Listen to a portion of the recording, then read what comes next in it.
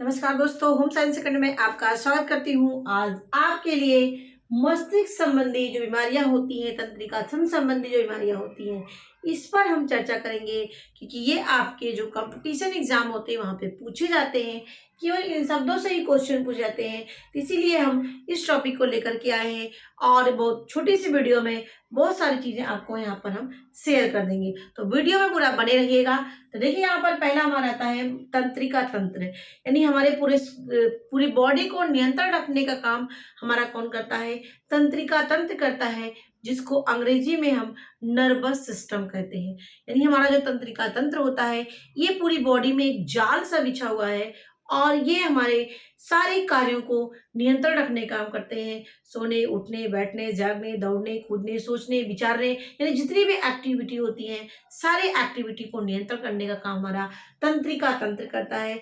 और तंत्रिका तंत्र में 3 पार्ट होते हैं, ठीक है। और ये 3 पार्ट में हमारा एक पार्ट इसमें मस्तिष्क भी होता है। इसमें सीएनएस है, सेंट्रल नर्वस सिस्टम है, पीएनएस है, पेरिफेरल नर्वस सिस्टम है, और एएनएस है यानी ऑटोनोमस नर्वस सिस्टम है। तो ये 3 पार्ट में हमारा मस्तिष्क बटा हुआ है, यानी हमारे तंत्रिका तंत्र बटा हुआ होता है। तो इसी में आपका जो बीमारियां होती हैं, इस तंत्रिका तंत्र संबंधी बीमारियां होती हैं, जिससे व्यक्ति प्रभावित होता है, जिससे व्यक्ति को अनेक प्रकार के रोग हो जाते हैं तंत्रिका तंत्र संबंधी, और उनका जीवन प्रभावित हो जाता है यदि इनमें कमी आ जाती है तो इसमें देखिए, एक दो चीज़ और मैं यहाँ पे शेयर कर देना चाहती हूँ। एक सेरिब्रम और एक सेरिबेलम होता है। जो सेरिब्रम होता है, ये हमारे सोचने, विचारने और मंथन करने, चिंतन करने, मनन करने का काम करता है हमारा सेरिब्रम। और सेरिबेलम क्या होता है? ये हमारे पूरे शरीर पर नियंत्रण रखने का काम करता है। तो ये 2 बातें याद रखना। इससे संबंधित कभी कभी ये भी पूछ लेता है कि सेरिब्रम क्या है और सेरिबेलम क्या है। तो ब्रह्म क्या है? चिंतन का काम करता है। और बेलम क्या है? ये हमें हमारे जो है शरीर को नियंत्रण रखने का काम करता है, जिसकी वजह से हम चल फिर लेते हैं या दौड़ लेते हैं। ये हमारा सेरिबेलम होता है। तो ये हो गई उसके काम के रूप में मैं बताया। अब यहाँ पे इसमें क्या कमियां आ जाती हैं, जिससे भी प्रकार के शरीर में रोग हो जाते हैं। तो देखिए, हमारा पहला आता है इंसोम्निया। इंसोम्निया का मतलब अनिद्रा, यानी नींद ना आने को ही इंसोम्निया कहते हैं। नींद ना आने को ही इंसोम्निया कहते हैं। और इंसोम्निया में क्या होता है? इसमें व्यक्ति जो सोने का टाइम होता है 7 से 8 घंटे है, 4 से 6 से 8 घंटे हैं। और बच्चों का जो सोने का ड्यूरेशन होता है लगभग 15 से 20 घंटे रखा गया है। अब ये डिपेंड करता है, कुछ लोगों का अलग अलग डिपेंड करता है।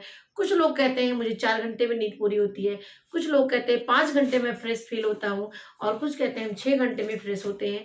तो ये कहने का मतलब यहाँ पे है कि किसका कितना उसका स्टामिना है, कितने में वो अपने आप को एक चुस्त दुरुस्त और फ्रेश हो जाता है, पुनः एनर्जी के साथ एक्टिव हो जाता है नींद लेने पे, वही उसकी एक्चुअल नींद मानी जाएगी। कि उसकी 6 घंटे में पूरी होती है, 4 घंटे में, 8 घंटे में, 15 से 20 घंटे में बच्चों का।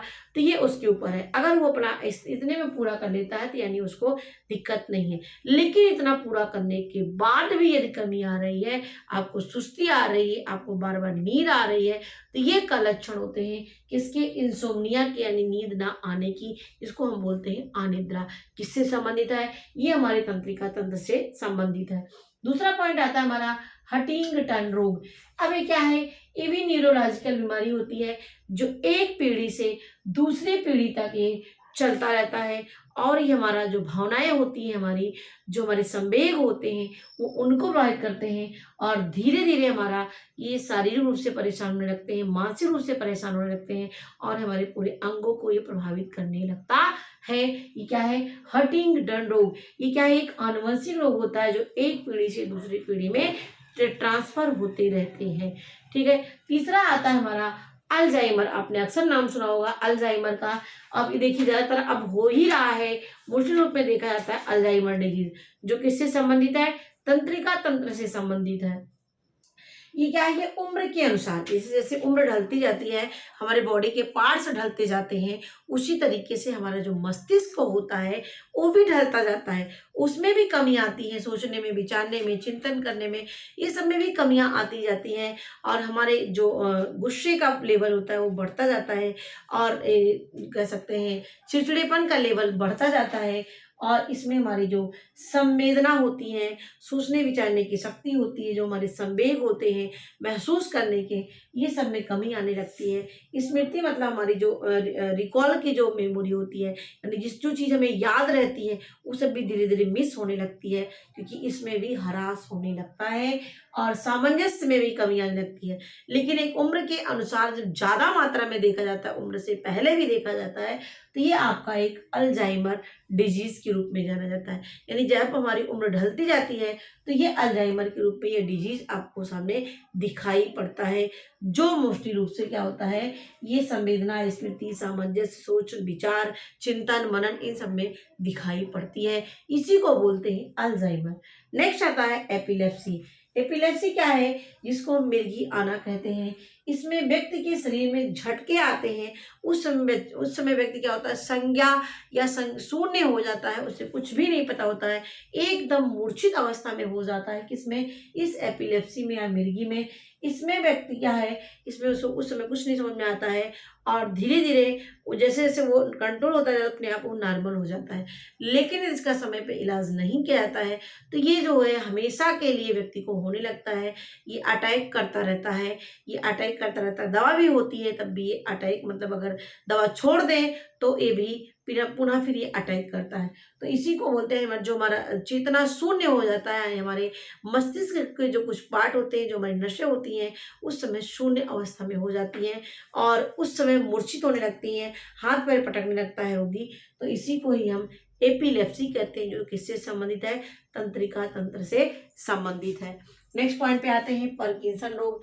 ये लगभग 50 साल के बाद ये देखा जाता है और इसमें क्या होता है, आपने देखा होगा जो 50 आफ्टर 15 होते हैं, वो कुछ लिखते हैं, कुछ सूक्ष्म काम करते हैं, उनका ऐसे हाथ हिलता रहता है, पैर ऐसे हिलता रहता है, यानी कंट्रोल में नहीं होता। कितना भी कोशिश करें वो कंट्रोल कर ले, वो कंट्रोल में नहीं होता है। काफ़ी इलाज भी कराते हैं तब भी नहीं सही होता है।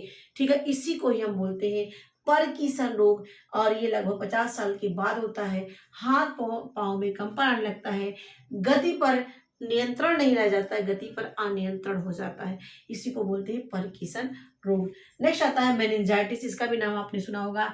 ये हमारे जो मस्तिष्क की आवरण झिल्ली पाई जाती है, जिसमें ड्यूरा मेटर होता है, आर्कनाइड होता है, ये हमारी जो 3 आवरण से हमारा मस्तिष्क ढका होता है, उस जो आवरण होता है, जो झिल्ली होती है, उसमें संक्रमण उत्पन्न हो जाता है, जिसकी वजह से सिर दर्द होना, चक्कर आना और अन्य भी समस्याएं मस्तिष्क से संबंधित होने लगती है।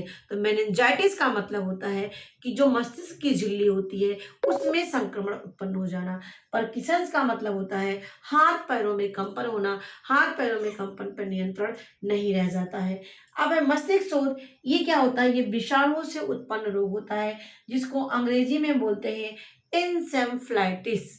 इंसेफ्लाइटिस होता है और ब्रेन ट्यूमर होता है। नेक्स्ट, ब्रेन ट्यूमर का मतलब होता है हमारे दिमाग में गांठ का हो जाना। ट्यूमर का मतलब गांठ का हो जाना। तो ये आपको नाम यहाँ पे ज़्यादातर पूछे जाते हैं, तो नाम एक बार फिर से देख लेते हैं।